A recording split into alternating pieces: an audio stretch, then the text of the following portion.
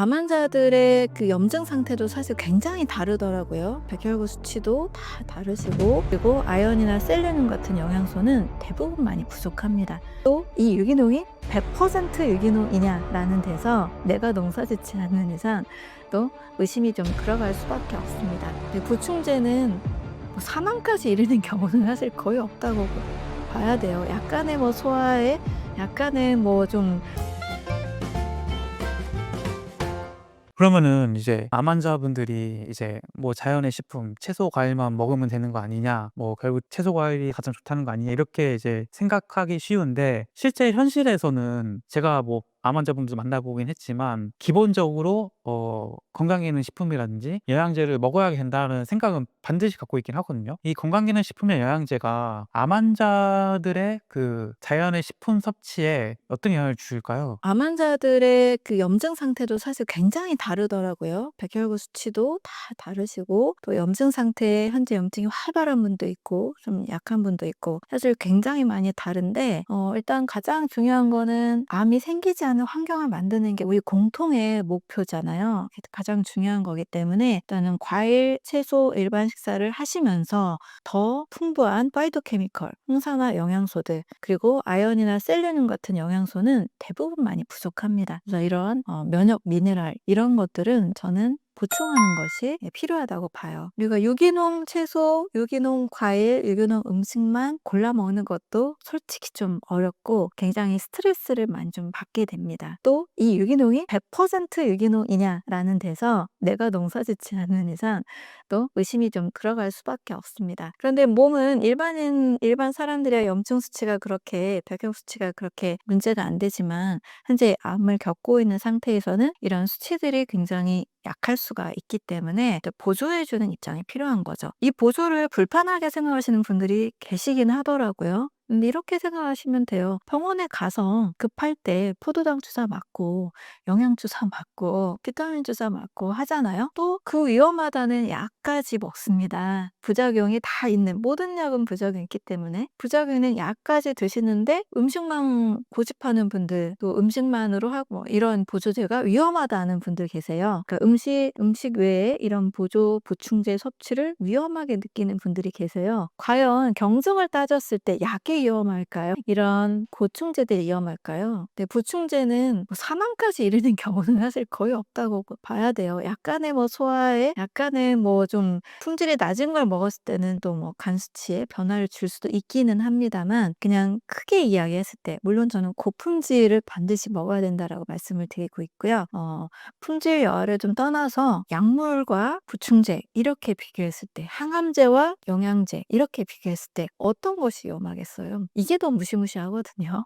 항암제와 모든 약물이 훨씬 위험합니다. 근데 요거는 편하게 받아들이고 요거는 굉장히 위험하지 않을까라는 이제 생각들을 하시는데, 그 위험성은 사실 더 적다라는 것을 좀 강조하고 싶어요. 뭐 물론 당연히 더 퀄리티 있고 흡수율이 높은 것들을 선택해야 되는 것은 매우 중요한 판단이 될 수가 있습니다. 그럼 이번에는 암세포가 살 수 없는 환경, 그러니까 이제 암세포가 있더라도 이제 암이 사라지는 환경이 되겠죠? 이런 환경은 어떤 환경일까요? 네. 첫 번째는 이제 면역 세포가 활발하게 움직이고 있는 환경이죠. 네. 우리 몸은 엄청나게 많은 아군이 같이 있습니다. 특히 이제 면역 세포는 이제 제1 면역과 2 면역, 이렇게 체액성 면역과 세포성 면역, 이렇게 큰 면역 시스템을 이루고 있는데, 온몸이 사실 면역 체계라고 봐도 돼요. 우리 피부부터 시작해서 이렇게 숨을 마실 때도 우리 콧구멍 안에 점막과 코털이 있고, 또 이 넘어가면서도 기관지 안에 또 기관의 점막과 또 그런 섬모들이 있어서 항상 외부 물질들을 방어하는 능력을 가지고 있습니다. 그런데 만약에 불필요한 것들이 딱 들어왔다. 우리 몸에 굉장히 특별한 이 분사들이 있어요. 마크로파지, 그리고 NK 세포들, 호중구들이 제1 방어선에서 바로 포식 작용을 해버립니다. 그런데 이런 NK 세포, 마크로파지, 대식 세포, 표준구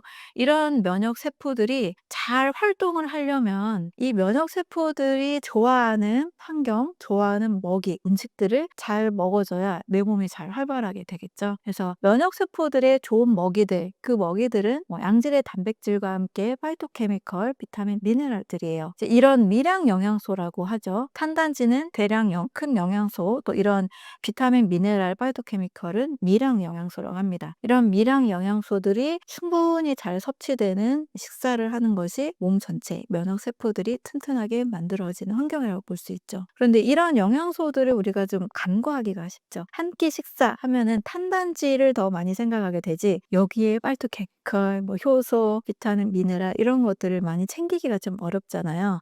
그래서 이런 부분들을 같이 챙겨야만 NK세포 활성도도 올라가고 백혈구 수치도 적정하게 올라가고 이 세포들이 잘 움직일 수가 있습니다. 또 이런 면역 세포들이 활발한 환경을 만드는 것이 암세포가 생기지 않은 환경이 될 수 있겠죠. 그런데 이 면역세포의 활성을 위해서 또 중요한 요소가 바로 순환이에요. 순환. 순환하면 두 가지를 생각할 수 있는데요. 바로 혈액순환과 림프순환입니다. 자, 혈액순환을 통해서 혈액에는 적혈구와 백혈구가 있고 또 여러 항체 성분들이 있죠. 바로 혈액순환을 통해서도 백혈구들이 위험 물질이 있을 때 빠르게 가야 되는데 혈액이 막혀 있다. 끈적끈적하다. 지방이 막혀 있다. 그러면 이제 문제가 생기겠죠.